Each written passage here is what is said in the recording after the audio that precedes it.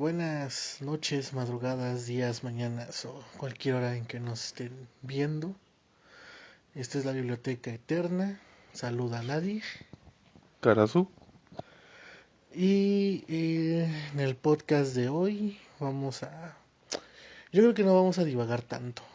No, ahorita estamos más centrados, Un curiosamente. poco más centrados.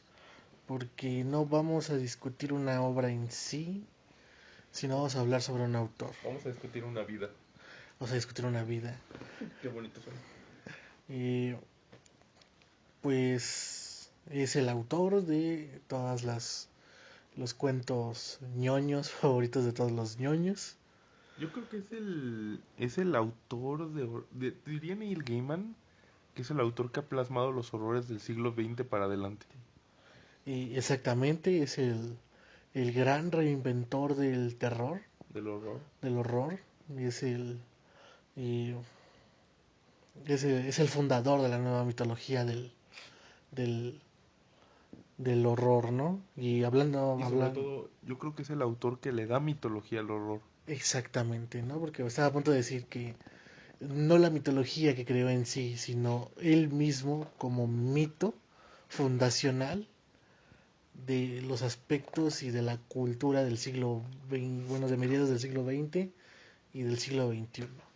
Estamos hablando del maestro de, de tu papá, Del solitario de Providence. Vance H.P. Lovecraft. Howard Phillips. Howard Phillips Lovecraft. Genuflexión. ¿Qué? Genuflexión. Quítense el sombrero, caballeros. Reverencias, aplausos, levanten sus copas, avienten brasieres y pantaletas, porque vamos a hablar de el maestro de Providence, el que es Providence, Literalmente. literalmente. Y pues, ¿por dónde empezar? ¿Por dónde empezar? A ver, Lovecraft, hijo de un mercader y de una aristócrata venida menos, Susan Phillips, hijo único, por lo que tengo entendido, de una familia digamos, de ricos mercaderes guión aristocráticos venidos a menos. Ajá, o sea, era como que su familia sí era de dinero, pero tampoco era una familia importante o... No, es que es normal que cuando las familias ricas empiezan a perder inversiones, de repente como que no saben cómo lidiar con la pérdida. Entonces ahorita esta magnánima biografía que ahorita les vamos a recomendar menciona porque si ven muchos documentales y leen documentos dicen, es que el abuelo perdió dinero en un proyecto de una prensa que fracasó. Pero no solo fracasó, o sea, construyeron un pueblo para vivir junto con la prensa y hacer una gran infraestructura y pues, se llevó el pueblo. Pero bueno, nace según recuerdo en 1909. 1900, no, 1890. 1890, ¿90 qué? 90 90, cerrados, ¿no? sí. En 1890 y su padre es un mercader rico y me parece que a partir de de este entre comillas fracaso financiero es cuando empieza a colapsar nerviosamente, ¿no? Sí. No, bueno, de O de hecho, por sí siempre, ¿no? sí, de por sí siempre el padre de Lovecraft enferma de ataques psicóticos, luego descubrimos que se volvió loco por la sífilis y pues, cuando Lovecraft tiene, me parece que son 5 años, fallece a los 4 y como a los 5 o 6 años ocurre este fracaso de su abuelo con la presa y es cuando ya de plano tienen que batallar un poquito más pero siguen viviendo cómodamente. Ah, en las biografías, notas y artículos y demás vamos a encontrar que la gran y vasta biblioteca del abuelo de Lovecraft es la que le sirve para empezar a sus primeras lecturas, empezar a soñar, empezar a imaginar cosas, ¿no? Y, y aquí hay una cosa curiosa porque la biblioteca del abuelo siempre nos la pintan, es que estaba en el ático, oscuro y apartada, ¿no? ¿Quién pone una biblioteca, su propia biblioteca en un lugar apartado y oscuro y Sí, yo creo que eso ya es más parte del del mito mito, y ¿no? porque aparte es una imagen. Ad hoc. No, y es una imagen así como de, la gran biblioteca prohibida del abuelo, que está en el ático abandonada y que nadie entra. Bueno, lo más probable es que esté en un estudio. Y también en su biografía Charlotte Montage nos comenta que en realidad el abuelo de Lovecraft era medio pasadito con él porque Lovecraft le tenía miedo a la oscuridad y que él lo obligaba a pasar por pasillos oscuros y demás para que se le quitara el miedo. Práctica común durante esa época, pero pues sí, es de mencionar. Ajá. Y, o sea, esto de la biblioteca perdida, prohibida, pierde más sentido porque sus primeras lecturas son Las Mil y Una Noches, los cuentos de los hermanos Grimm, los cuentos de Edgar Allan Poe, y... ¿qué más? Sí, eso. Bueno, y empieza también a leer sobre ciencia, Mitología griega. mitología griega. El propio Lovecraft menciona que es mitología griega, así como en cómics y en En cuentitos cuentitos. infantiles, ¿no? Este, de ahí vamos a los biógrafos, las notas, los artículos. Mencionan que Lovecraft era un niño solitario, eh, con muchas dificultades para socializar, un niño apartado, un niño excéntrico. También su madre no le ayudaba. Su madre no le ayudaba en nada, o sea, Eso sí es una relación tóxica. es una relación muy, muy tóxica. Era una madre muy sobreprotectora y la he llegado a escuchar que era como que también la señora se ponía en plan Doña Florinda, Sí. de así que no te juntes con esa chusma, Ujú. y no lo dejaba salir a jugar y y así, ¿no?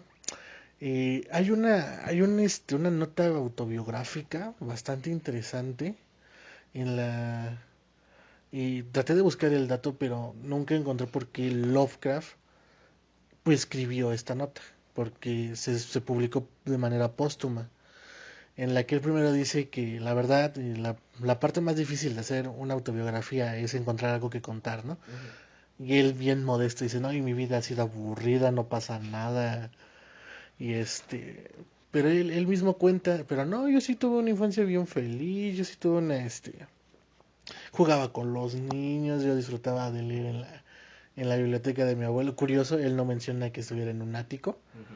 De hecho, no lo menciono. no lo menciona.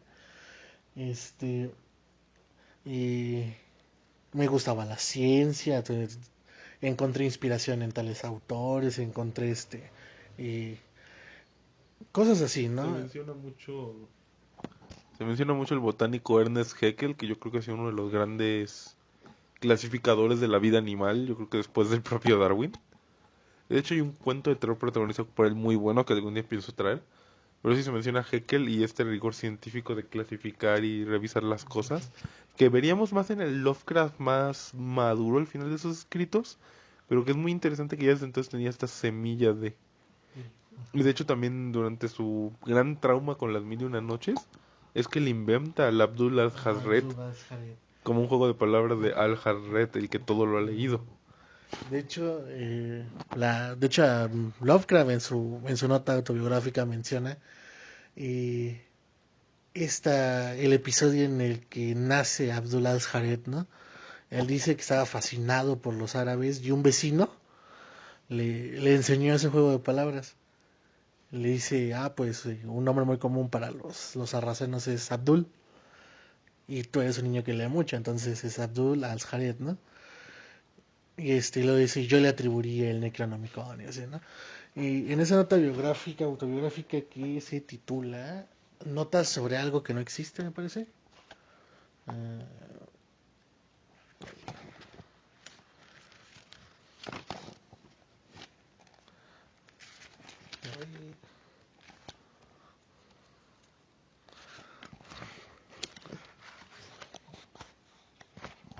Ujú.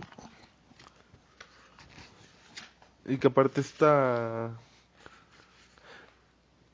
algunas notas sobre algo que no existe por H.P. Lovecraft. Sí, sí es el título. algunas notas sobre algo que no existe. Eh, Algo curioso es que él dice, yo nunca he sido buen escritor, nunca he sido un escritor serio, y es por eso que publicaba o publico en estas revistas Que, Pult. que de hecho es el espíritu de la época. O sea, publicabas pulps. Lo único más, comillas, más bajo era hacer cómics y luego hacer erótica. Bueno, estamos hablando de los estándares de la época. Era todavía la escritura era considerada como algo muy hacia arriba, de los lords, de los nobles, de los intelectuales, y los pulps pues eran revistas de que leían los adolescentes y la gente que no tenía tiempo para leer una novela de verdad. Que por cierto he estado leyendo mucho pulp últimamente y es fascinante. Yo creo que si yo fuera niño, yo sí sería de esos niños que las compran todas y que su mamá las quemaría por satánicas a la semana. Son adorables, son un poco difíciles porque para los estándares de hoy en día son un poco racistas, pero son divertidísimas, son cuentos adorables, de veras. Es lo que también discutíamos con Solomon Kane, ¿no? Sí. O sea, Solomon Kane tiene el espíritu del pool, así de acción y pasan cosas, y hay peleas, y hay violencia, y hay sangre, y hay sexo. Y estamos hablando de violencia y sexo de inicios del siglo XX, ¿no? Entonces, y, es algo que pasa mucho con Lovecraft y en realidad con cualquier hito de la cultura pop, de cuando nos remitimos al material original, podemos salir decepcionados. Pasa con Julio Verne y puede pasar con H.P. Lovecraft. Y ya hablaremos del estilo de Lovecraft, pero es un fenómeno que pasa. O sea, cuando se han reinventado tantas veces su obra, se ha readaptado tantas veces, se ha actualizado tantas veces, que a veces el material original es como que ya no se siente tan original. Sí. O no solo no se siente original, se siente ajeno a. Ajeno. Por ejemplo, yo el año pasado empecé una autocampaña de leerme todos los cuentos de Conan el Bárbaro escritos por el autor. Perdón, por eso. Los escritos por Howard, que son como unos 25. Y cuando lees los cuentos, es muy... El Conan de Howard es diferente al Conan de Roy Thomas en los cómics de Marvel. Es muy diferente al Conan de los cómics de Dark Horse de Brian Wood. Es muy diferente al Conan de Arnold Schwarzenegger. Supremamente diferente. Y sobre todo, Conan es un personaje que sobrevivió por otros autores. Y es muy diferente entre cada autor. No es lo mismo el Conan de Howard al de Sprang de Cam, al de Lynn Carter, al de Karl Wagner, al de... Se me fue el nombre de este otro autor. Al de Fritz Leiber. O sea, son Conans muy diferentes. Y es algo que le pasa a Lovecraft. El Lovecraft puro, el Lovecraft pulp en sus distintas etapas, no es el Lovecraft de la película del color de Nicolas Cage y Richard Stanley. No es el Lovecraft del horror de Dunwich con Vincent Price. No es tampoco el Lovecraft de Stuart Gordon. De hecho, a pesar de lo mucho que le tenemos que agradecer a Stuart Gordon de mantener a Lovecraft vivo a finales de los noventas, él comete actos que el propio Lovecraft yo creo que repudiaría. Y eh, y efectivamente, o sea, el hecho de que exista Nyarko-san, por ejemplo, habla de cómo se reinventan los hitos culturales. Pero también yo creo que eso es parte del que tengamos un mito. Un mito. Un mito que se reconstruye, que se reinventa, que se adapta, que se modifica y que los autores, como dice Bart Simpson, lo hacen suyo. O sea, soy yo. Aquí estamos hablando de mito como una historia fundacional, como una figura que funda algo. En este caso, Lovecraft, ya lo dijimos, funda el horror de mediados del siglo y del siglo XXI. Ya no es el miedo a los entes sobrenaturales, a la bruja en la casa, al fantasma, al demonio, sino que es algo muchísimo más atrás que nos muestra nuestra pequeñez y nuestra insignificancia en el universo. Y eso también responde a un contexto histórico, cultural, filosófico, muy novedoso para la época de Lovecraft, pero que lo atrapó. Sí, sobre todo estábamos viendo la decadencia de la creencia en Dios, el aumento de las ciencias, las expediciones al Ártico, la arqueología descubría cosas nuevas cada día, los marinos viajaban por todo el mundo recolectando nuevos espécimens o encontrándose con tribus, el África colonial estaba ahí empezando a caerse, pero a la vez a tener no es cierto, está empezando a tener un auge el África colonial gracias a los franco-belgas y a los finlandeses, me parece. Sí, Y alemanes y españoles. toda esa parte de las colonias. El imperio británico aflorando y tratando de evitar la decadencia. Entonces, en este contexto crece un Lovecraft que, si hoy en día lo examináramos, Lovecraft era un niño prodigio. Es un niño que a los 5 años aprendió a leer. Es un niño que a los 6 años ya estaba leyendo los libros de Nathaniel Hawthorne. Que si yo a los 28 me cuesta trabajo, no quiero imaginarme a los 6 en inglés. Este, también, creo a los 7 años, o dentro también de esos 6 años, ya estaba escribiendo poesía, recitando poesía. A los 8 o 10 años ya estaba, haciendo sacrificios a dioses griegos. Ah, sí, con altares. Creo que a los Este, 10 hizo su agencia de detectives. sí. Que aquí, o sea, podemos decir, pues era un juego de niños, pero él como que se lo tomó un poco en serio. Este, ahí podemos ver un poco de que en esta nota biográfica que él escribió, eh, puede que haya un poco de verdad, porque él dice, ay, es que yo sí era un niño bien alegre y él admite, si bien yo era un niño raro, yo sí tenía amigos, ¿no? Ujú. Pero como que eso contradice a sus biógrafos o a la imagen popular que tenemos de Lovecraft, que era un niño apartado y prácticamente apestado, ¿no? Sí, pero es que también Charlotte Montage en su biografía de Lovecraft nos comenta que él llegó hasta onceavo grado. Onceavo grado es primero de preparatoria. No estuvo tan alejado de la escuela como popularmente creemos. Creemos de que prácticamente se educó en casa, ¿no? Así que sí lo hizo. O sea, sí, Ajá. sí estuvo toda la vida en casa, sus tías, su madre y un tutor privado posteriormente lo educaron. De eso hay registros. Pero eso de que como que dejó la escuela a los 5 años y nunca volvió. No, fue como hasta onceavo grado. Fue casi casi a los 15 años. Lo que sí es cierto es que dice que tuvo un colapso, que ya no pudo continuar estudiando. S.T. Yoshi, su biógrafo oficial, dice que lo más probable es que sea un ataque de nervios y de pánico y de frustración ante su incapacidad matemática. Al parecer nunca se le dieron los números. Viendo lo que cobraba por página, no se le daban los No se números. daba para nada. Ese es también otra como que la parte del mito Lovecraft, ¿no?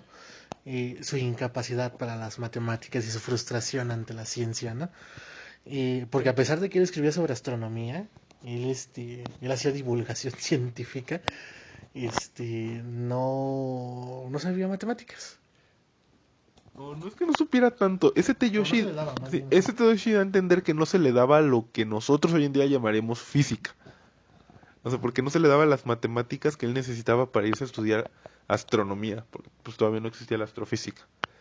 Y a lo largo de toda su carrera, conforme fue creciendo, yo me imagino que él nunca lo dejó de estudiar, pero no podía comprenderlo al 100%.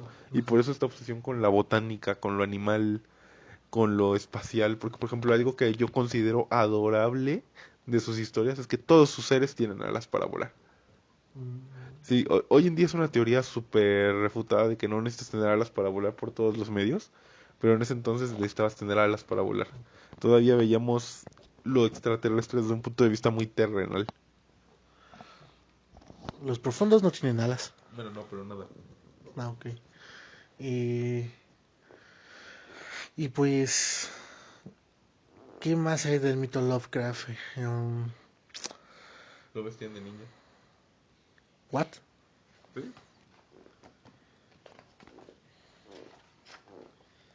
What? Why? Why? Este... Es una cosa rara, porque vestían a Lovecraft de niña. Al parecer esto solo duró un par de años, porque tanto el abuelo como el propio Lovecraft se revelaron muy rápidamente y nada más duró poquito. Aquí dice edad un año, en la biografía de Charlotte Montage. Les vamos a dar bibliografía al final de este episodio, por fin.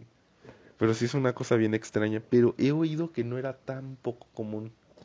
O sea, que sí era una cosa así, que era como una excentricidad de la época. También podría ser parte de la frustración de la propia Susie Lovecraft, pero eso... El propio Yoshi nos admite que no podemos ponernos freudianos en una época pre-Freud. Ya, ajá. Ese Yoshi es muy listo. Por algo es la autoridad. Y, y bueno, regresemos a las lecturas de Lovecraft. Y Lovecraft aparentemente, y, esa es otra parte del mito Lovecraft, ¿no? Devoró la biblioteca del abuelo. Eh, es fácil pensar que sí la leyó toda.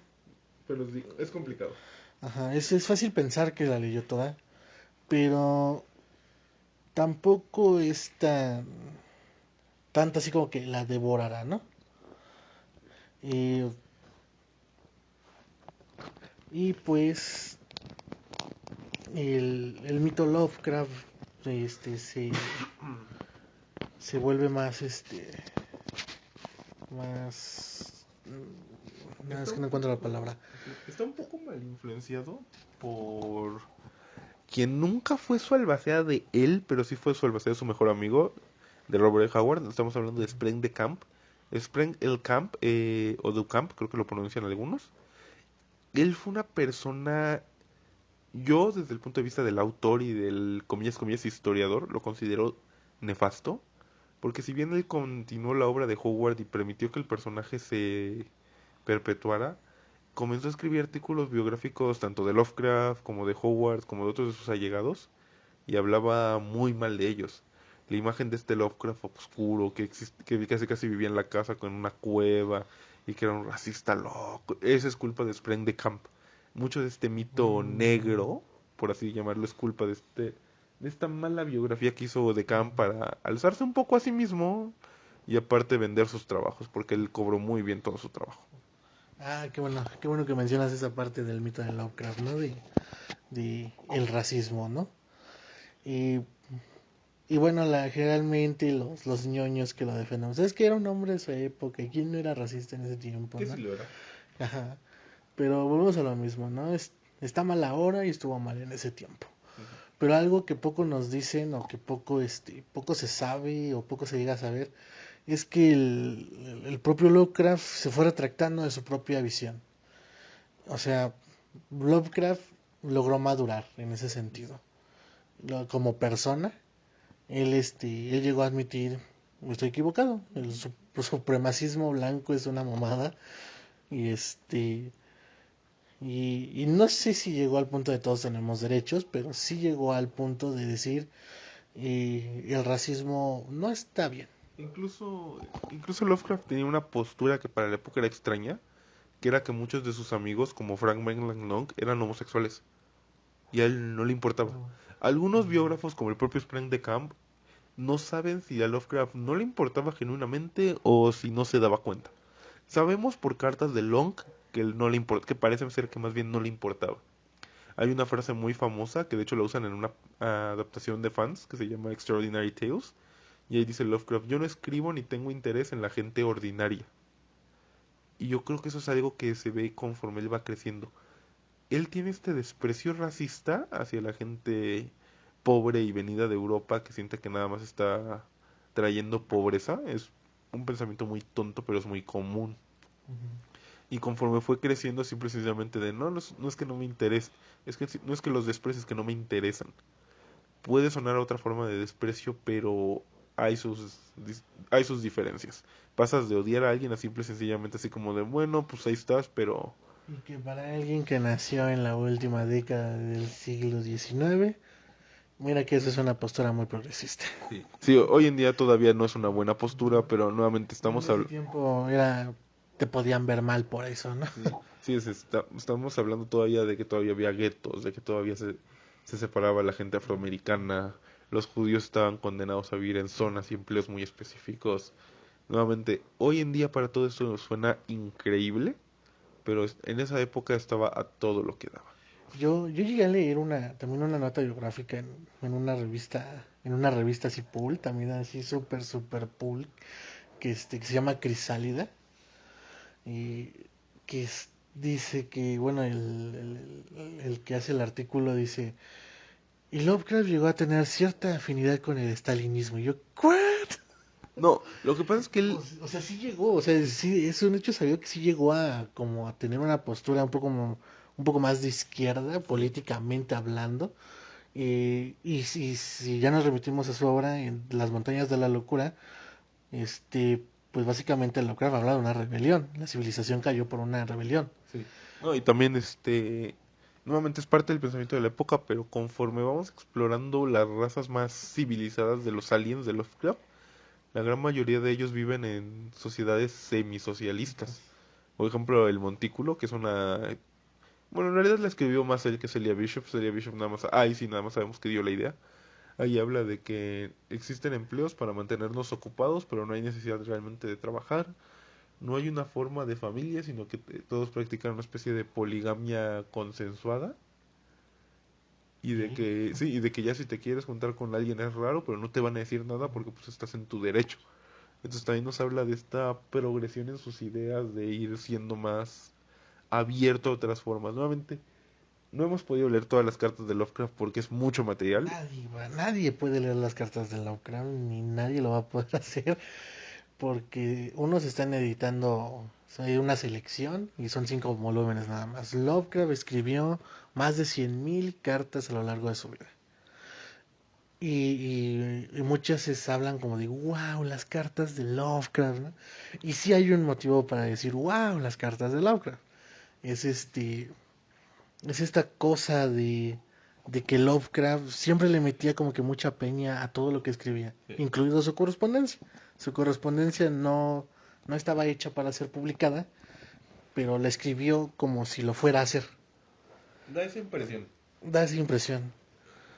Porque así, sus cartas sí son así, le mete mucha jiribilla, le pone apodos a sus amigos, les dice el sacerdote de Lear, ¿no? Y Bob así, dos pistolas. Bob dos pistolas, y o sea, Pone introducciones como de cuentito al principio. obviamente pues habla de cosas de escritura, de literatura, qué libros ha leído, cuáles le gustaron, Se cuáles no. queja.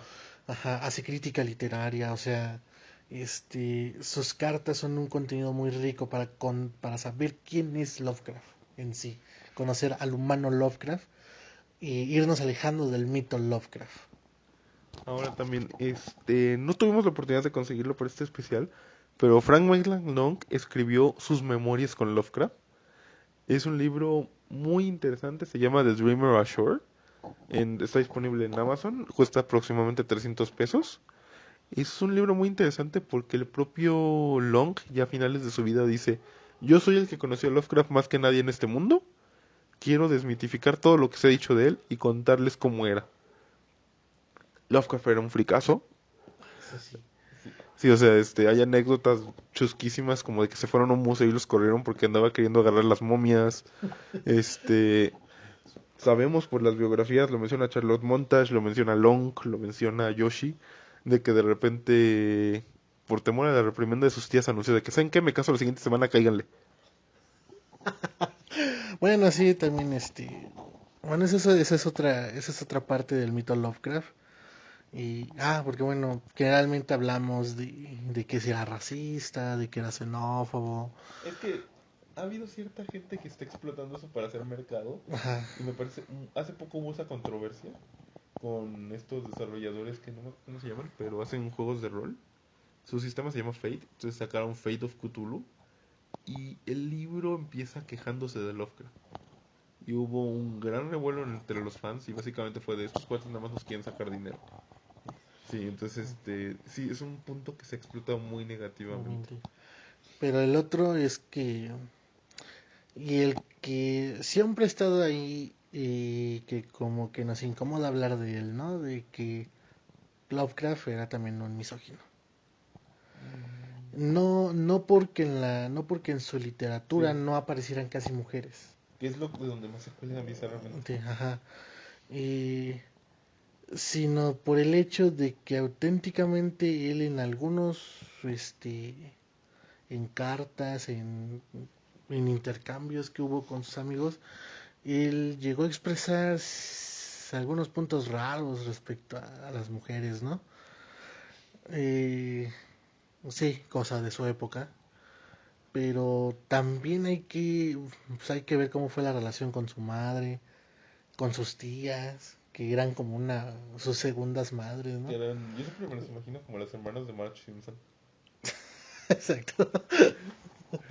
Y que bueno, aprovechando que estamos en este punto, volvamos un poco al orden cronológico de su vida.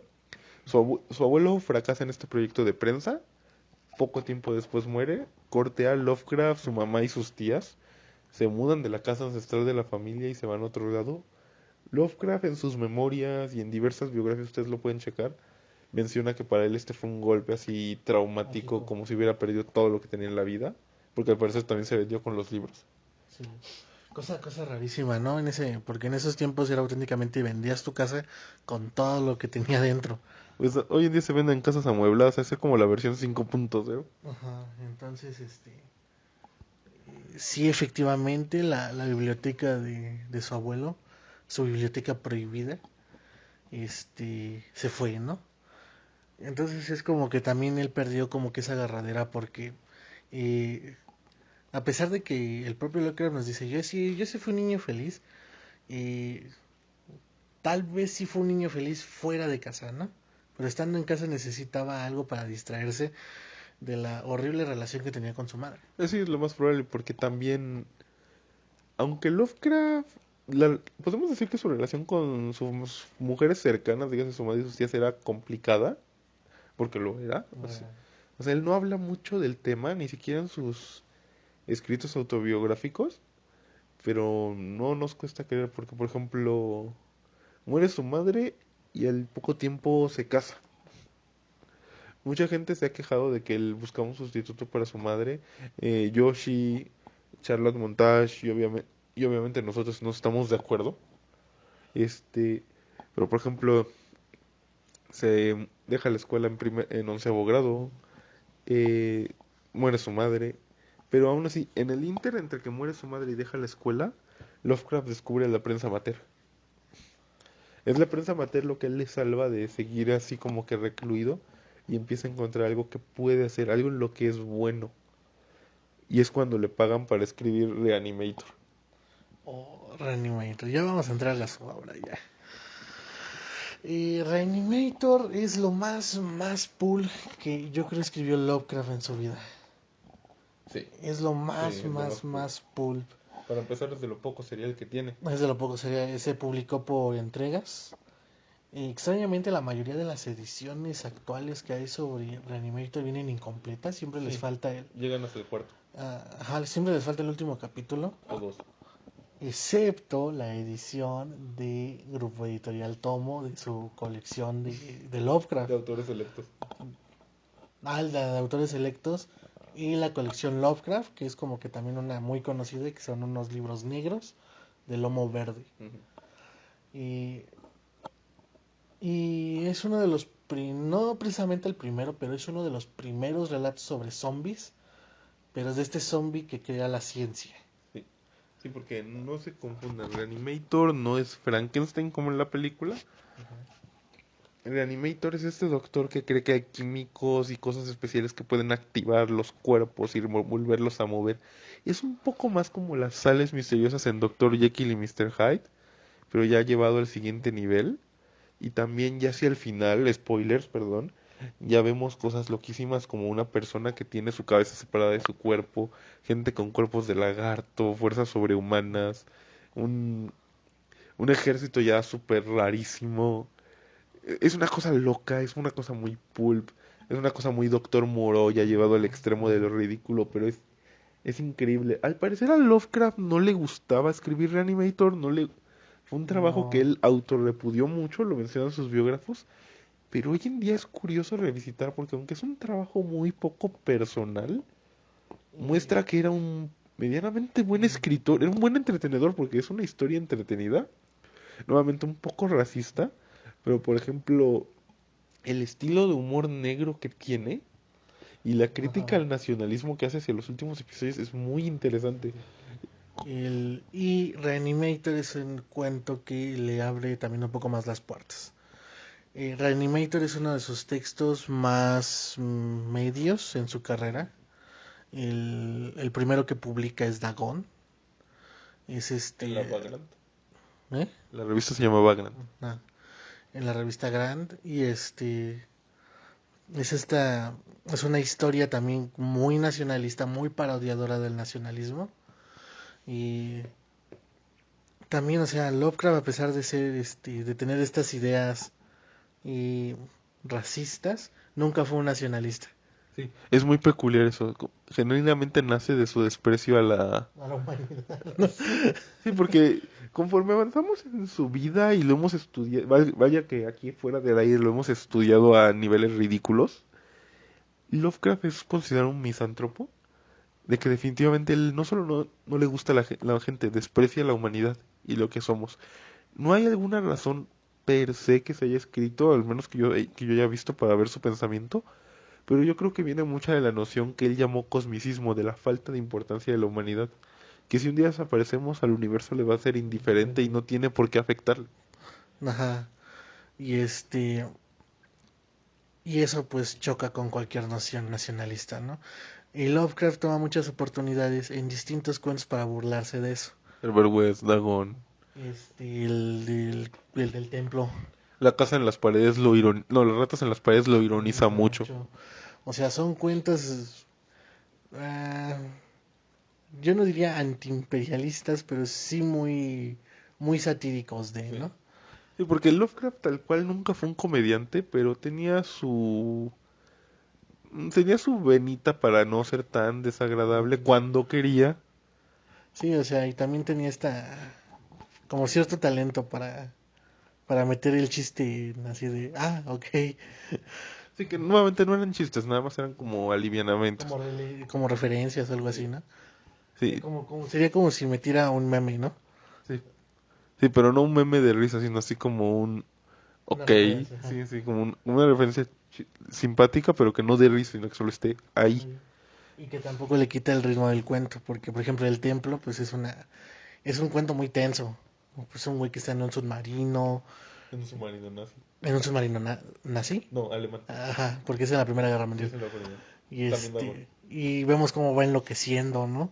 Pero conforme va enloqueciendo su delirio va y del imperio alemán y yo soy un soldado y yo soy fuerte y voy a salir de este submarino y explorar el templo, ¿no? Y o sea, y cuando te das cuenta, este güey se estaba burlando de los alemanes nacionalistas, Sí. ¿no? No, y también está la otra lectura. ¿Y si todo lo que está viendo él se está volviendo loco por la inanición? También. Sí, o sea, es como que lo interesante de estos primeros cuentos de lo que los críticos y los biógrafos han denominado la época Poe.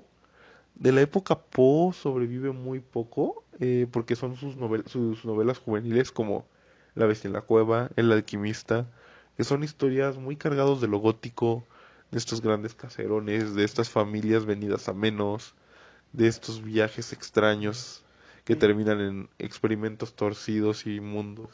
Pero donde ya nos empieza a mostrar esto de no es el fantasma, no es el demonio, es otra cosa. En este caso, como que empieza a jugar con la mente humana. Es que podría ser un delirio de quien cuenta, pero ¿y si lo que está ahí es real?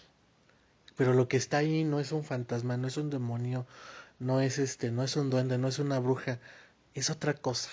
Sí. Y como diría Neil Gaiman, también de ahí vendría la burla de, es que me estoy volviendo loco mientras escribo y viene por mí, pero también ahí viene el punto, ¿está loco o no? ¿Está loco o no? De ahí la siguiente fase de su obra es muchos lo llaman Dunsany, La época de Usagi. la época Dunsany o la época onírica, ¿no? Donde él empieza a contar sus propios sueños. Él era un orinauta, tenía sueños vívidos, entonces él aprovechó mucho para contar de sus sueños. Y es en esta época también donde tenemos los cuentos más autobiográficos, como el extraño, que el extraño es el cuento más autobiográfico y el que si lo leemos entre líneas sacamos mucho de cómo Lovecraft se veía a sí mismo. Sí. Y también es culpa de Susie Lovecraft, porque eso era la que ella le decía, que los niños no querían jugar con él porque estaba deforme, porque estaba orejón, que porque no sé qué. Y si mucho de eso se nota ahí en la descripción del protagonista. Y a grandes rasgos, el extraño o el extranjero, dependiendo de cómo sea la traducción, es un hombre que vive en un castillo. El castillo está oscuro, tiene un bosque. El propio protagonista es el que cuenta y es el que se pregunta, ¿quién me crió? ¿Dónde nací? ¿Nací en este castillo? ¿Dónde viví cuando era bebé? ¿Quién me crió? ¿Quién crió al bebé que fui alguna vez, no? Y y en el centro del castillo hay una torre que sobresale por los árboles que tiene el terreno del castillo, pero los árboles como que se entrecruzan y se forman como la cúpula de una catedral, ¿no?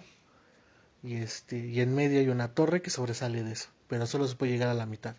Lo demás hay que escalarlo, y pues sí, hay que trepar, ¿no? Y un día se decide y trepa y llega hasta la punta de la torre y descubre que el castillo estaba bajo tierra.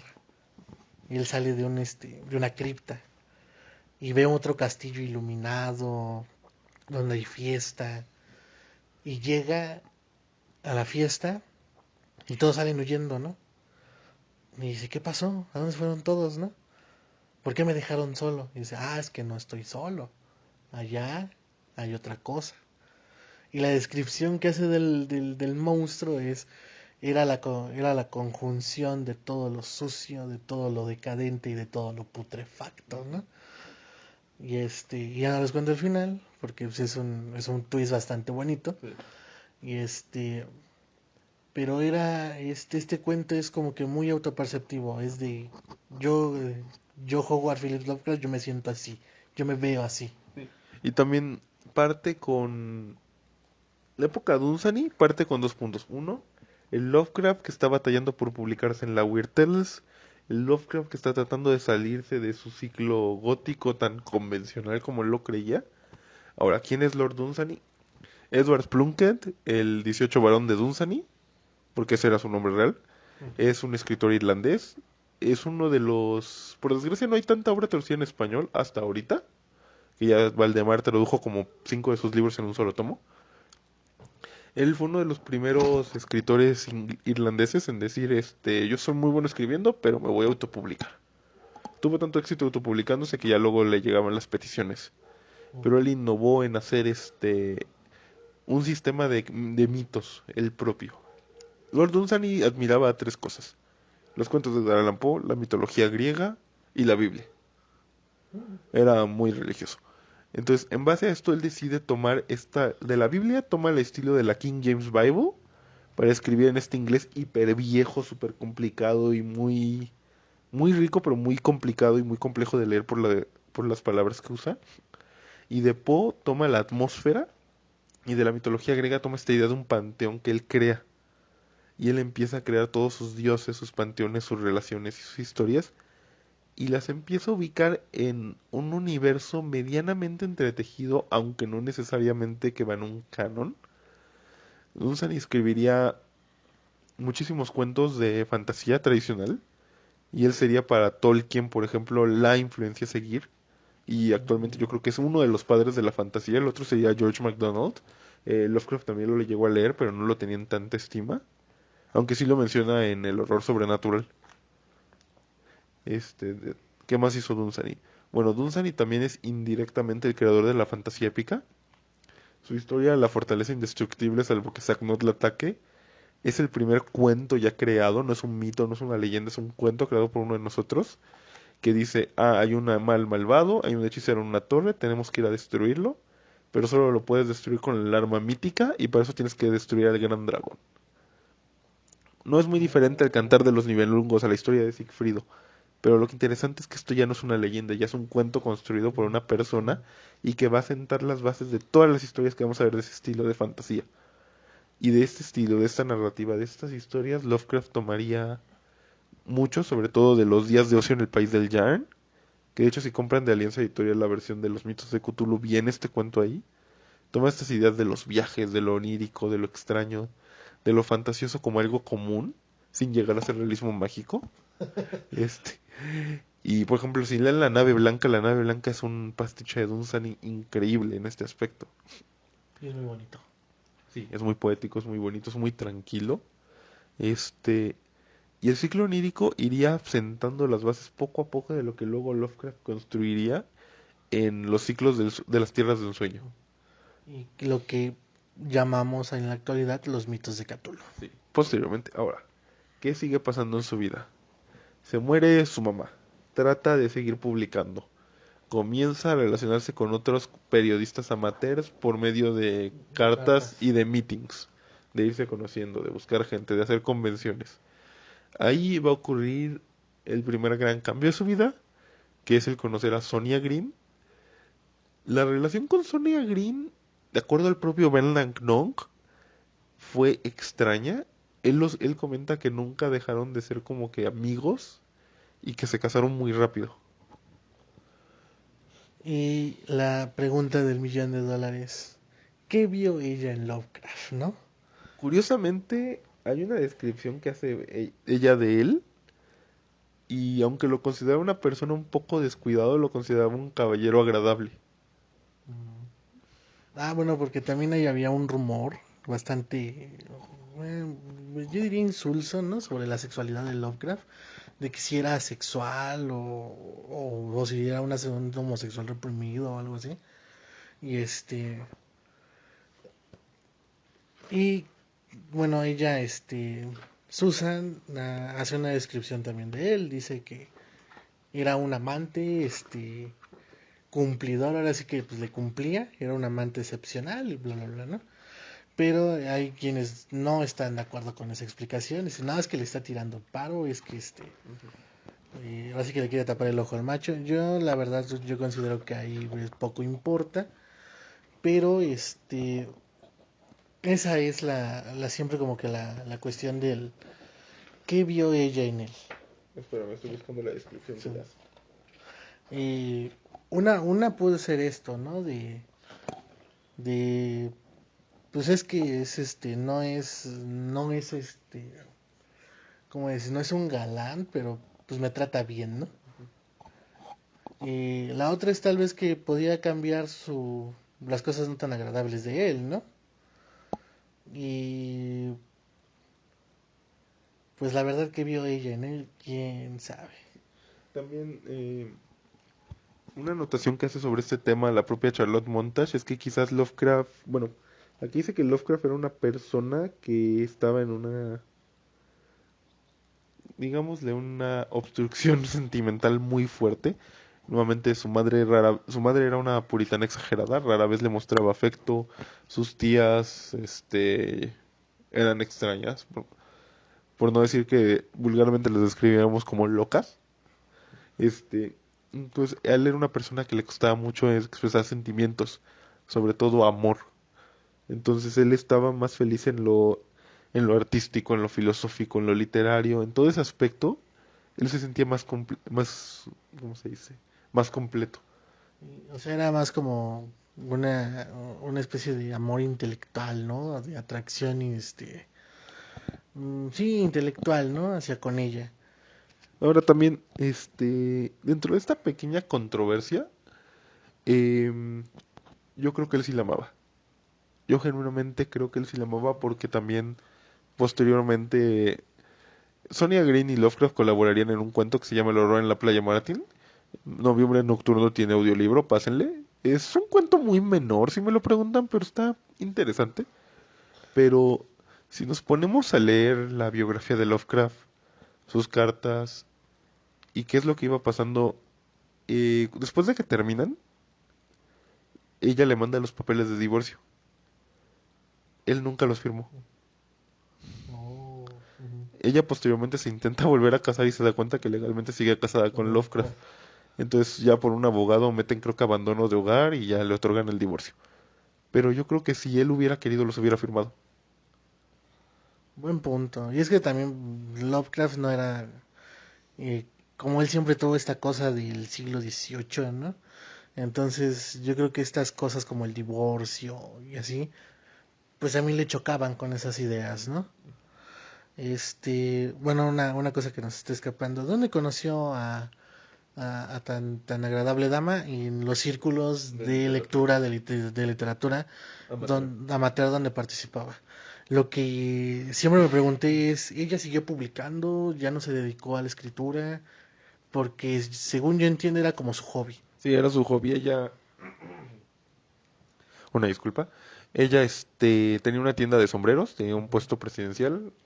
Dice aquí la biografía de Montage que ganaba casi $10,000 al año, lo cual para ese entonces para una mujer era Una fortuna. sí, era un puesto increíble. Entonces ella ya no siguió publicando posteriormente, sino que se dedicó a su empresita de poquito a poquito. Ahora, en este periodo donde está Lovecraft, Lovecraft se sale de Providence, se van a vivir a Nueva York. Es aquí donde sí vemos que Lovecraft se deschaveta con esta cuestión de su racismo. Y es donde se producen cuentos muy urbanos. Sí. El horror en Red Hook, el aire frío, la música de Eric Shawn, eh, me parece que ni el primer cuento sobre Nyarlathotep. Sí. Que curiosamente estos cuentos transitan entre lo racista y lo normal, porque si escuchamos, por ejemplo, el horror de Red Hook, sí describe las hordas degeneradas de chusmas inmigrantes venidos de barcos. En general, no está siendo racista con nadie en específico, sino que más bien le está cayendo gordo a toda la gente. Y de ahí el motivo de eso brinca entre que él sentía que estos inmigrantes le quitaban la posibilidad de publicar, la otra de que era una especie como de supremacismo blanco irracional, y otra era la frustración de, o sea, como que estaba ingentado Sí. y tiraba ese odio sobre quien se le atravesara enfrente, y no necesariamente porque él pensara de una forma racista, ¿no?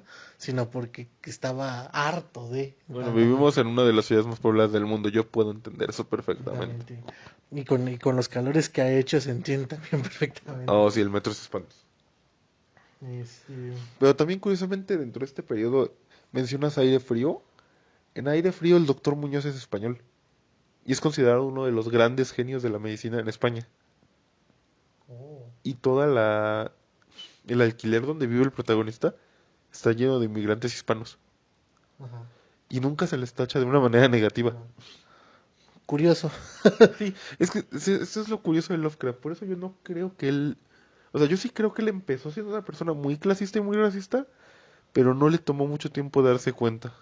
Ajá, de que estaba en un error, ¿no? De que gastaba como que gastaba mucha energía odiando a la gente, porque sí, ¿no? Que tampoco nunca aprendió a amar a la humanidad, pero Pero pues era parte de su filosofía, era o sea, parte, ajá. no sé si lo mencionamos, Lovecraft declara ateo a los 6 años y mantuvo esta postura hasta que murió. Ujú. Sí, entonces es muy normal que, dice Neil Gaiman, que antes del horror en Lovecraft, siempre tenía la esperanza de que Dios existe, Dios cuida a la gente buena. A la gente buena rara vez le van a pasar cosas malas y si le llegan a pasar tiene la salvación del cielo. En Lovecraft el universo es frío, es indiferente, es más grande que tú y no le importas y no tienes por qué importarle. Y bueno, aquí es una cosa de los personajes de Lovecraft. Los personajes de Lovecraft no son virtuosos, no son buenos, pero tampoco son libertinos ni pecadores, existen. Y en Lovecraft se crea un arquetipo de sus personajes, ¿no? Sí, de Que- hecho, tendríamos al héroe Lovecraftiano tal cual. Hoy en día, si ustedes buscan este estilo, les va a dar el héroe Lovecraftiano más pulp creado por los juegos de rol de Sandy Peterson, que son los detectives, los médicos, los investigadores. No porque Lovecraft tal cual no lo plantee, porque sí, sí tiene estos personajes. Pero el héroe Lovecraftiano de Lovecraft, sí es este joven que existe ahí, que tiene curiosidad o que sabe. Ajá, suelen ser anticuarios, gente autodidacta que quiere meterse en conocimientos prohibidos, Universitarios chismosos. universitarios chismosos, antropólogos, arqueólogos, periodistas. eh, en general es como que recurre mucho a la figura del intelectual. Nuevamente esta frase de no tengo interés en la gente ordinaria. Ajá. Y generalmente esos personajes son excéntricos. Aquí hay una cosa. Lovecraft siempre separa, digamos, a su héroe Lovecraftiano de su narrador. El narrador generalmente es una persona X, es la persona normal, y el protagonista suele ser el excéntrico, suele ser el anciano, el doctor, el antropólogo, que hace cosas encerrado en su oficina, y cuando el narrador entra, eh, la cosa ha terminado, pero no sabemos qué pasó. O muchas veces el narrador es alguien que le está contando algo al protagonista. Por Ajá. ejemplo, en El color que cayó del espacio, el protagonista es un mero acto presencial, todo se lo está contando este otro personaje. Ujú. Y el narrador entra ya hasta mucho después. De hecho, el narrador yo creo que abre y cierra el cuento. Y es todo. Y también en La sombra sobre Innsmouth, ahí sí tenemos un protagonista fijo, pero fácil la mitad del cuento lo está narrando otra persona, que es este señor que se la vive borracho por olvidar las penas. Ujú. Y esos serían los personajes más Lovecraft, en nuestra humilde opinión. El, por ejemplo, en Dagon, pues quien te lo cuenta es el propio protagonista, quien vivió, ¿no? Y que crearía este estereotipo del protagonista que se está volviendo loco, pero está escribiendo todo. Pero volvemos a lo mismo, ahí la historia está escrita, lo dejó como un testimonio y el protagonista desapareció. Sí. Y lo que tú estás leyendo es lo que dejó ese protagonista. Sí. Y que sería también lo usa en Dagon, lo usa en la llamada de Cthulhu, lo usa en las montañas de la locura, lo usa en el que susurra en la oscuridad, lo usa en... ¿cómo se llama este cuento donde están desenterrando un cementerio? Ah, en el sabueso. En el sabueso, lo usa en La bestia en la luna. O sea, esa es la verdadera fórmula que Lovecraft tenía en esta etapa de su vida. Ahora también durante este periodo, en el que está como que si sí se queda, si no, ocurre algo muy chistoso. Lovecraft ya no soporta estar fuera de Providence, de Rhode Island. Entonces regresa a Providence. Sonia Green le renta una casa. Esto después acarrearía que ambos se separaran de plano porque pues no estaban juntos y no vale la pena. Caitlin R. Kierman en el documental Fear of the Unknown comenta que probablemente Sonia se enamorara porque no lo pudo arreglar. Ajá. Por este complejo de Nightingale de que la mujer tiene que reparar al hombre. Y que al verse que no podía y no podía, pues se frustró y prefirió agarrar maletas e irse. Y me da curiosidad, ¿qué fue de ella en sí? Se fue a Europa. Se fue, volvió a casar. Sí, se fue a Europa, estuvo de viaje haciendo cosas de negocios, se volvió a casar. Ahí es cuando pasa esto que descubrimos que él nunca se divorció de ella y vivió feliz el resto de su vida. Posteriormente, ya cuando Dudley y Arkham House buscarían hablar con ella para ver qué rollo, ya escribiría estas frases de que fue un gran amante, que siempre la cuidó. Pero Kierman comenta que el mayor pecado de Lovecraft es que nunca pudo ser proveedor de su propia casa. Ajá, Era el rol más tradicional masculino, pero seamos honestos, es la época. una época. Y también, por ejemplo, me comentaba mi esposa, es que él nunca hizo nada por cambiar y hacer las cosas bien. Sí, o sea, también Lovecraft, sí, así que si nos vamos a analizarlo a él, pues siempre fue un niño muy comodino, ¿no? Sí. Siempre estuvo, a pesar de que siempre su mamá le bajaba el autoestima y así, pues realmente siempre vivió en una condición cómoda y tal vez no privilegiada, pero realmente nunca nadie le exigió nada. O sea, para su madre era tan poca cosa que no le podía exigir nada, pues sus tías ahí lo veían como Howie, ¿no? Todos lo hacían menos y realmente él siempre creció con eso, ¿no? De, pues a mí nadie me pide nada. Sí. No, y también Sonia Green se comenta en varias ocasiones que estaba muy desesperada porque él no valoraba su propio arte como escritor y cobraba tarifas muy bajas y mal vendía su trabajo como escritor fantasma o editor. Incluso estábamos aquí en la biografía de Montage, se le ofreció el puesto de ser editor de la Weird Tales y lo rechazó porque no quería irse a vivir a Chicago. O sea, esas cosas a una mujer le pesan. Ujú. Y más en esa época donde el rol del hombre está mucho más marcado. Y y precisamente es esta ausencia de exigencia y de también de autoexigencia lo que llevó a Lovecraft digamos en su estado emocional a estar siempre paralizado, ¿no? Sí. Y y Lovecraft en ese sentido pues Falló como persona. falló, ajá, Sí, falló. Kierman así lo menciona en el documental de que Lovecraft falla como persona porque nunca logra exigirse ni hacer nada más. Y este autodesprecio hacia su propia obra y hacia sus propias creaciones. ¿Sabes cómo está? Como el meme de Verde cuando descubres quién te autosaboteó toda la vida. Exacto. Y, o sea, si Lovecraft hubiera ido al psicólogo o a un psicoanalista, mira, al puro pelo, lo hubiéramos tenido hasta los años 70, escritor consagrado, pero pues le tuvo miedo al Y éxito, hubiera sido, sí, literalmente. y hubiera sido el papá de los pollitos, como Así dice es. Yoshi. Bueno, no lo hice con esas palabras, pero lo explicaremos después. Ahora, en el periodo entre que se divorcia y regresa a Providence, es cuando Lovecraft crea sus grandes elementos. Retoma este personaje de la niñez de Abdul al-Hazred y lo vuelve el árabe loco, autor del Necronomicon que fue devorado por una bestia invisible a plena luz del día.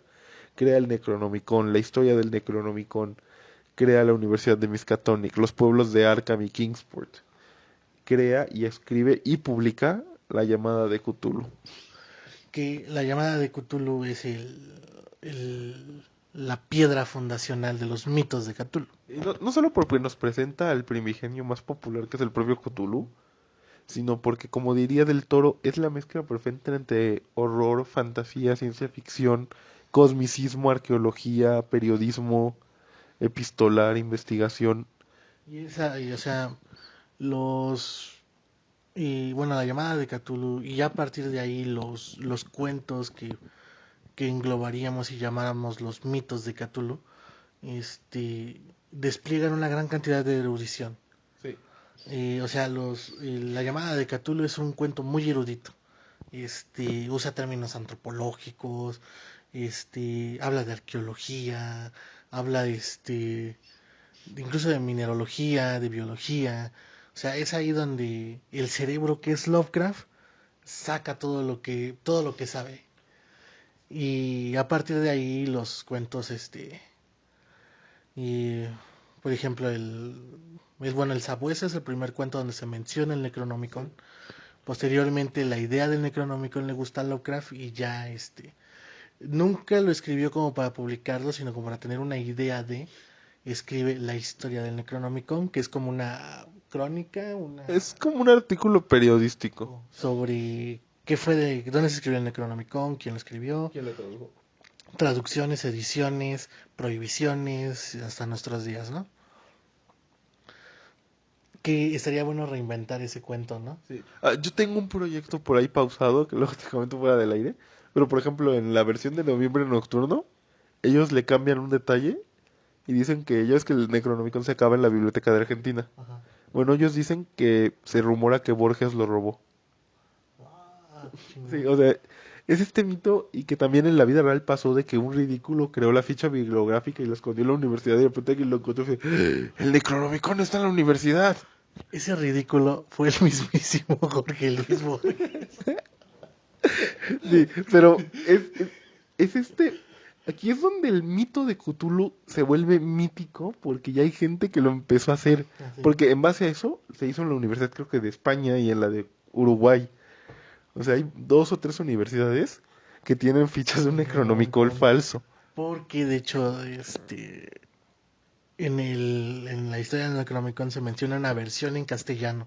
Sí. Y una versión en inglés mal hecha. Ajá.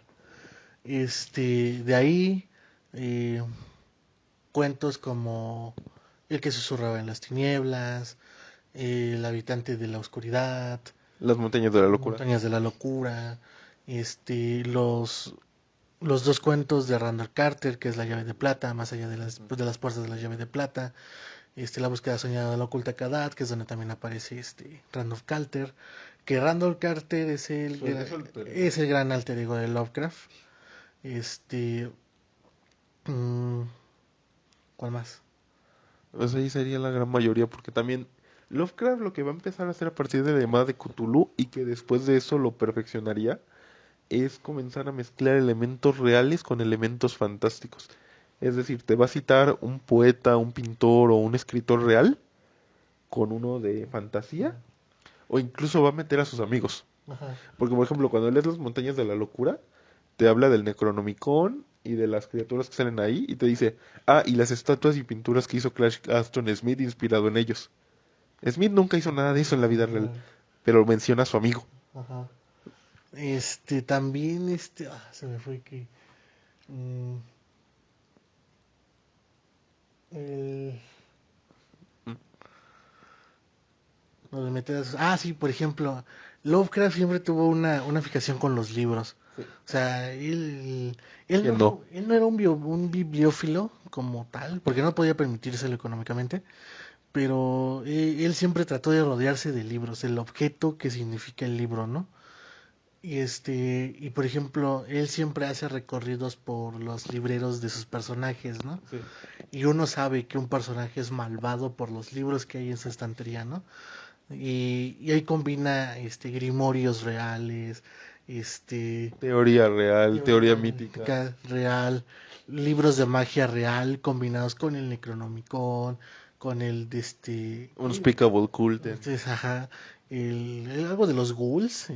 Guldes de Skull. No, Guldes de Skulten. Sí, Guldes de Ghouls Culten, y el libro de Ivonne. el libro de Yvonne y cosas así. Entonces es como que eh, la maldad se mide en tu estantería, ¿no?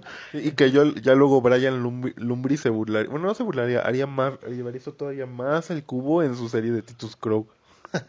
Así que yo les invito a hacer un ejercicio, ¿no? De si ustedes tienen libros ahí acumulados, o si sus papás o sus abuelos tienen libros, vayan y revisen y vean qué tan malvados son.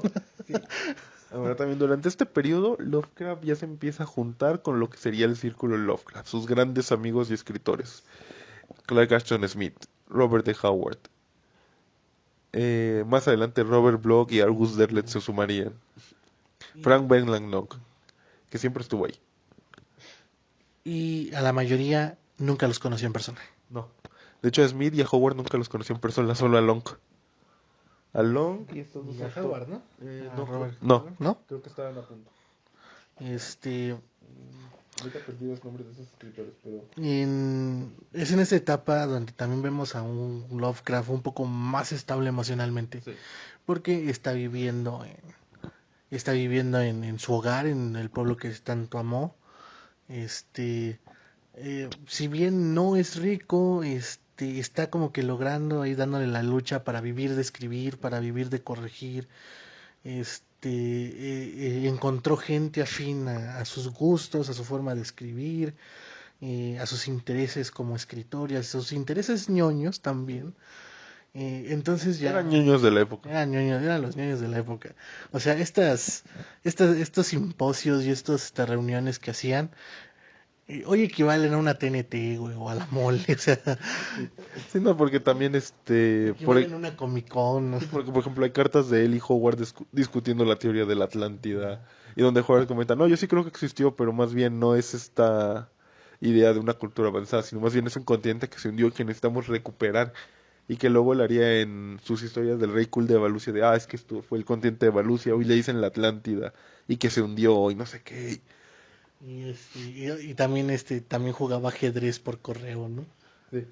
Pero eso es algo no solo muy de su época, pero bueno, incluso para su época era una ñoñada. Sí, Era como hoy si te pusieras a jugar Fortnite con tus cuates, ¿no? sí. O ajedrez por Facebook. O ajedrez por Facebook. Y o sea, en esta etapa ya tenemos a un Lovecraft que tal vez ha encontrado que no escribe tan mal, eh, un Lovecraft que recibe apoyo moral respecto a su propio trabajo, respecto a lo que él hace y respecto a lo que él le gusta hacer. Un Lovecraft que se encuentra entre iguales, que serían Smith y Howard. Ajá. Este, Howard así como que soy igual tampoco, no sé si güey mataba osos a madrazos, yo creo. Sí. No, pero Lovecraft siempre consideró a Howard mejor escritor que él. Ajá. De hecho, por algo Howard tiene la ridícula producción que tiene, porque escribía mucho, más que nada por el dinero, porque necesitaba generar dinero, pero era considerado uno de los grandes de la Weird Tales. Entonces, Lovecraft siempre admiró mucho a Howard, aunque era mucho menor de edad y él mismo se consideraba su pupilo, Clark Ashton Smith. Lovecraft adoraba sus poemas, adoraba sus formas de arte. Le parecía el nuevo Lord Byron, lo que expresan el horror sobrenatural. Ujú. Entonces él ya empieza a estar con gente que siente más a su nivel. Nuevamente volvemos a este discurso de la gente ordinaria. Y, y tenemos a un Lovecraft, o así que un Lovecraft feliz. Sí. Y Y un Lovecraft en la cuna de su producción. un Lovecraft que ha encontrado su estilo, un Lovecraft que lo de indescriptible, este cliché, ¿no? Que tenemos también de Lovecraft. Que ahí lo empieza a tener, pero porque curiosamente, aunque hoy en día nosotros decimos encontró su estilo, él no encontraría su estilo hasta mucho después.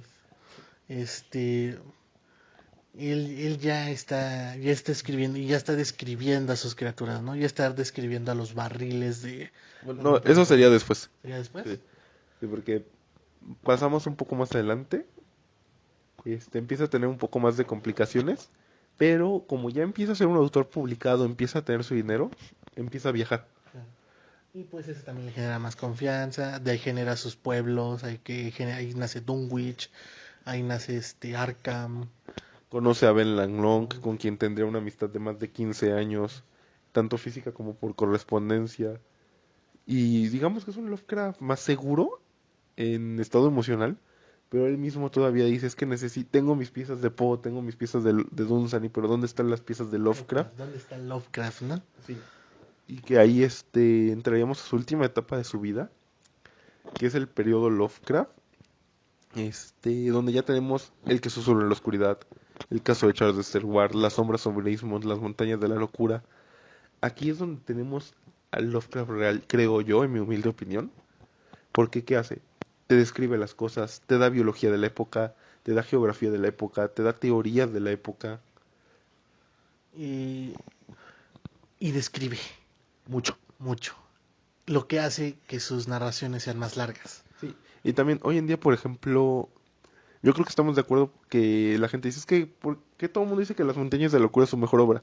Sí, es su obra cumbre, pero es como es la obra donde Lovecraft ya está más en su estatus. Si tú lo leíste progresivamente, vas a ver cómo mejora y dices, sí, esto es lo máximo, literalmente. Es su mejor trabajo, es donde mejor escribe, es donde todo lo que veías de atrás para arriba llega a un punto y dices, sí. Pero si tú lo agarras, es una relación mucho más lenta, es muy descriptiva. Las teorías de la época hoy en día tú vas a decir, ¿qué es esto? Eso ya es backlash de la actualidad, eso no tiene que ver. Pero sí son teorías que vas a decir, ¿qué es esto? Los datos que va a mencionar no vas a ubicar muchos. Porque obviamente yo la primera vez que leí Las Montañas de la Locura no sabía quién era Clark Creston Smith. Ajá. Y y sí, es su obra cumbre, Las Montañas de la Locura. Y si en la llamada de Cthulhu despliega una enorme erudición técnica, en Las Montañas de la Locura despliega la misma erudición técnica, pero también la erudición literaria. Ya sabe qué escribir, sabe qué quiere escribir. Sí. Y por ejemplo, aunque curiosamente él nunca quiso publicar ni La Sombra sobre Ismo ni el caso de Charles Ward, estas obras tienen detalles que ya empiezan a ser, digámosle, grandes mejorías. En el caso de La Sombra sobre Ismut, él ya había descrito el pueblo de Arkham en el festival y hizo un mapa. Ujú. En el caso de La Sombra sobre Ismut hizo un mapa ya complejo. Y el protagonista te lee dentro de la historia varias veces el mapa así como de, a ver, apréndetelo, ok, ¿ya lo entiendes? Vamos. Ya que continúas la historia te dice, crucé por tal avenida, me brinqué tal, me fui al patio, evité que la luz del semáforo. Eso es complicado, te puedes marear, pero eso ya es una técnica de escritura, ya tiene un nivel de manejar escenas de acción que yo creo que Lovecraft nunca manejó. Y ahí las demuestra. Y esas narraciones más largas, más descriptivas, más complejas, y conllevan un pequeño problema. Ya no son pool. No. De hecho, tanto así que Lovecraft se desespera de que no puede No puede publicarlas. publicarlas. Las revistas le dicen, no, es que esto ya es demasiado bueno para nosotros. No, no es que digan que es demasiado bueno, es que dicen, es que esto va a aburrir al lector. Ajá, o sea, bueno, esto ya no es de nuestro estilo, ya no es lo que buscamos. Trata de publicar en otro lado. Sí. Y ahí es cuando cambia de editor Lovecraft personalmente y le consiguen escribir en Astounding Science Fiction. Creo que era liderada por Campbell todavía en esa época, o apenas estaba por. Y ellos tenían la visión de presentar una ciencia ficción más dura, más sólida, más creíble. Y por eso es que ahí se publica Las Montañas de la Locura, porque dicen, ah, es que esto es ciencia ficción de verdad. Ajá. Esto no tiene fantasías ni nada. Porque también todavía hasta La Sombra sobre Innsmouth vemos rasgos de fantasía, de una fantasía muy oscura, muy horrorosa, pero los editores decían es que esto no es ciencia ficción, es fantasía. Ujú. Pero también ya era más complejo para un pulp. Y es precisamente esta búsqueda de quién es el Lovecraft que lo lleva otra vez a escribir historias de escritor fantasma, que lo lleva a hacer correcciones, que curiosamente, aunque Lovecraft nunca se sentó a crear un universo cohesionado como lo hizo Howard con la era Iboria en Conan, sí empieza a mezclar mejor el universo con el de sus amigos. Por Ajá. ejemplo, cuando leemos La reliquia olvidada del tiempo más allá de los eones, que de acuerdo al propio Yoshi hay evidencia para demostrar que Lovecraft lo escribió todo y Celia Bishop, no creo que es Hazel Hilt, nada más puso el nombre. Ahí ya te menciona la provincia de Verogine de Smith, te menciona cuestiones de la Ireboria de Howard, te menciona cuestiones de la geografía que se creía en aquella época, le mete cosas de su cosecha. Más allá de los eones es ese cuento donde Encuentra la momia en Chile. Bueno, entonces no lo he leído. Es muy bueno, pero ahí es donde ya empieza a unir más el universo con sus amigos. Y es cuando Lovecraft... Es curiosamente que en estas historias de escritor fantasma es cuando Lovecraft empieza más a desenvolverse y que yo creo que después le ayudarían a las montañas de la locura y a las sombras sobre Innsmouth a existir como tal, porque ya había... Como que ya se había ejercitado como escritor fantasma en este estilo y luego él ya lo termina. Y pues a Lovecraft lo persigue la desgracia. Se le muere su cuate. Se le muere Robert de Howard comete suicidio. Este, Que de hecho eso es algo que yo siempre le voy a recriminar. No le dijo que se iba a matar y todavía le envió cartas. Y le dejó un encargo a su papá para que le dijera después. es que gacho. Sí. Y bueno, debido a esto se entra después, o sea, él estuvo respondiendo cartas de un muerto, este, y estaba ya divorciado, y este apoyo como que se le empieza a ir, la Em- frustración de no poder publicar, Empieza a hacer una tontería que es no comer, con tal de financiar sus viajes porque ganaba muy poco. es aquí donde en documentales y en artículos vamos a encontrar que comía muy poco, que comía comida enlatada, ¿no?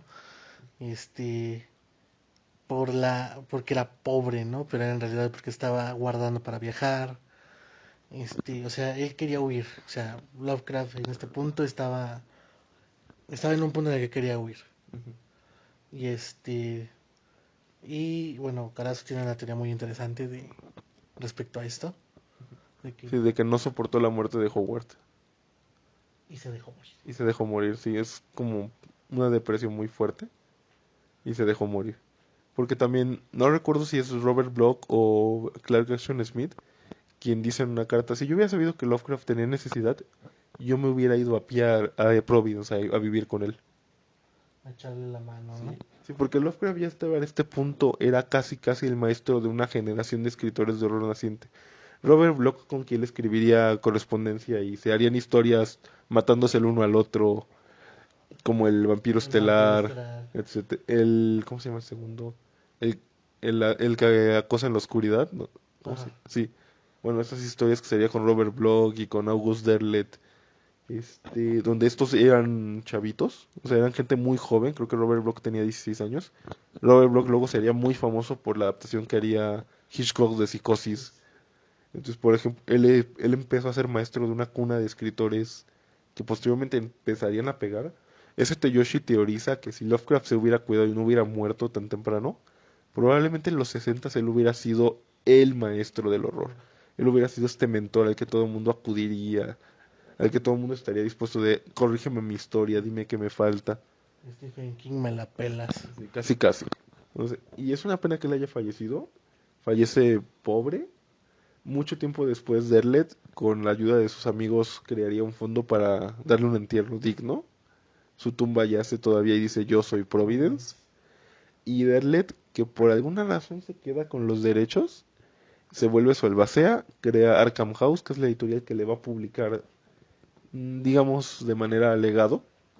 Y Derlet rescataría, por ejemplo, a Smith del retiro, lo comenzaría a volver a escribir porque Clark Ashton Smith se deprime tanto que deja de escribir y se retira a vivir en el campo. ¿Y él por qué? Porque se le murieron sus papás y luego se le murió Lovecraft. Oh, Sí. ok. Sí, entonces es este último final un poco triste, pero que con la llegada de Derlet haría cosas que a mí en lo personal no me gustan con el universo de Lovecraft, como atribuirle elementos, los dioses exteriores, los dioses interiores, esta historia de los buenos contra los malos.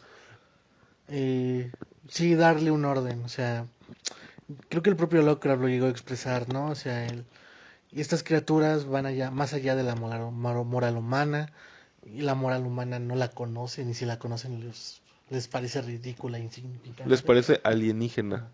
Entonces es como que crear como que un antagonismo con otros dioses es simplemente eh, una Es un pérdida, ¿no? Es un despropósito. despropósito, ajá. Y pero al mismo tiempo es como que, bueno, lo tenemos ordenado, eso nos puede servir de algo. Sí, y yo creo que eso ayudó a popularizar los mitos y ayudó a que posteriormente en los 70 pues, Andy Peterson llegara y dijera, bueno, ya tengo todo en orden, voy a hacer el juego de rol, que sería lo que le mantendría a Lovecraft vivo en Estados Unidos y en España durante muchos años. Lovecraft obviamente muere sin dejar un heredero, y su obra ahorita se encuentra en la mayoría del dominio público. Y eso también, aunque Arkham House publicó mucho tiempo y se encargó de los derechos, de cierta manera el que los derechos sean tan laxos en su obra ayudó a que se difundiera más. Ya de por sí en los propios 50 había traducciones de Lovecraft en Japón. Ya se empezaban a divagar algunos relatos después con Arkham Press en Estados Unidos y en Europa. Y ahí es cuando entra el primer hijo auténtico, que sería Ramsey Campbell, que él es inglés y él empieza a leer los libros de Arkham House y dice, yo quiero escribir para ustedes. Y él le dice, sí, te publicamos. Y Derlet ya empieza ahí a hacer compilaciones en honor a Lovecraft. Y, ¿cómo llega Lovecraft a español? En español. Tengo entendido que es por Rafael Llopis, este gran psicólogo español y historiador del cuento de horror. No lo he podido confirmar muy bien, pero sí he visto fotos de libros de herencia editorial en los 60s. Precisamente esta gran versión de los mitos de Cthulhu, donde Llopis nos hace el favor de ponernos, estos son los precedentes, esto es Lovecraft y estos son sus seguidores. Es un libro muy caro, la portada nosotros la consideramos fea. Ese es el que es el típico de la patita de pollo. Sí, ese es, pero vale mucho la pena. Vale mucho la pena por la introducción de Llopis. A mí me gusta la selección. Sí, bueno, ya no está tan caro. O sea, sí es caro, pero no es un Valdemar. Sí, no, obviamente. Obviamente, porque si tienen el varo, Valdemar. Valdemar es por mucho la mejor edición porque viene editada, anotada. Se dan algunas libertades de corrección de estilo medio raras, pero que yo encuentro muy simpáticas. Por ejemplo, en el montículo, el español que está contando la historia no dice Cthulhu, dice Tulu. Es una licencia creativa, pero creo que le da un encanto. Vienen muy bien anotados con pies de páginas, con explicaciones. Entonces, yo creo que ahí sí tenemos la edición crítica, que tendrán que comprar como 4 libros, pero vale mucho la pena. Y pues Lovecraft muere ¿el qué? ¿Cuándo? Marzo 15 del 37. Ya mero. Mañana. Mañana. Mañana para cuando escuchen este podcast. Entonces, su legado no muere gracias a Derlet, porque aunque a mí personalmente no me gusta lo que Derlet hace con los mitos, no lo puedo negar que sin él y Arkham House no hubiera llegado a donde llegó. Igual y no lo conoceríamos. Lo más probable, porque por ejemplo hoy en día casi nadie conoce permítame el nombre. ¿Dónde está?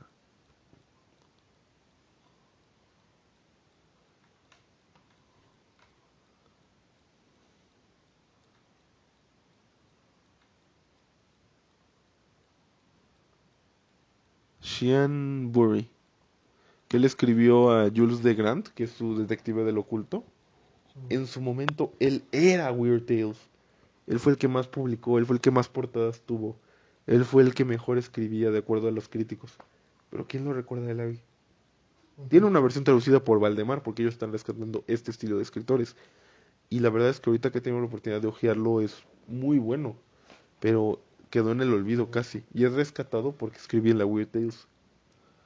Entonces, el legado de Lovecraft no muere.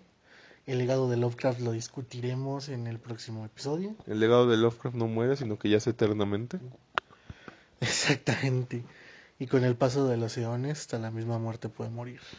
Entonces, en el siguiente episodio vamos a discutir el legado de Lovecraft. Quiénes le siguieron, qué hicieron, quiénes era el círculo de Lovecraft real, sus amigos cercanos. Y qué tenemos hoy en día. ¿Y hacia dónde va, pues, el concepto del horror cósmico? Sí. Bueno, esto fue la Biblioteca Eterna, especial Howard Philip Lovecraft. Esperamos que sea de su agrado.